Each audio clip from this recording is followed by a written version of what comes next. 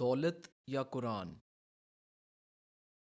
ایک امیر آدمی کی کوئی اولاد یا قریبی رشتہ دار نہ تھا، لیکن اس کی حویلی میں بہت سے ملازم تھے۔ ایک دن اس نے تمام ملازمین کو دعوت پر بلانے کا فیصلہ کیا۔ اس نے سب کے سامنے بھاری رقم اور قرآن کا نسخہ رکھا۔ دعوت کے بعد اس نے سب کو قرآن یا پیسوں میں سے کسی ایک چیز کو چننے کا کہا۔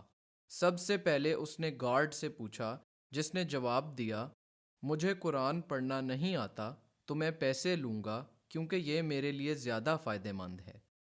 اس کے بعد اس نے مالی سے پوچھا، جس کا جواب کچھ یوں تھا، مجھے پڑھنے کا بہت شوق ہے لیکن میرا کام مجھے مصروف رکھتا ہے تو میں بھی پیسے لوں گا۔ آخر کار استبل میں کام کرنے والے لڑکے کی باری آئی۔ آدمی جانتا تھا کہ وہ بہت غریب ہے، اسی لیے اس سے اس کے جواب کا بے صبری سے انتظار تھا۔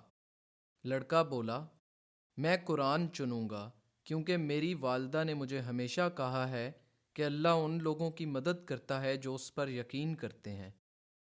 جب لڑکے نے قرآن کھولا تو اس میں سے 2 لفافے گر پڑے۔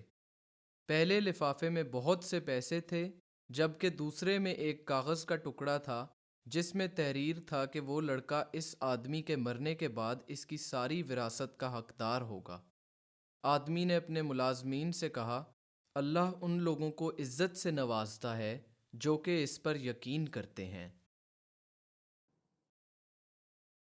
الحمد لله الذي أنزل على عبده الكتاب ولم يجعل له عوجا قيما لينذر بأسا شديدا من لدنه ويبشر المؤمنين الذين يعملون الصالحات أن لهم أجرا حسنا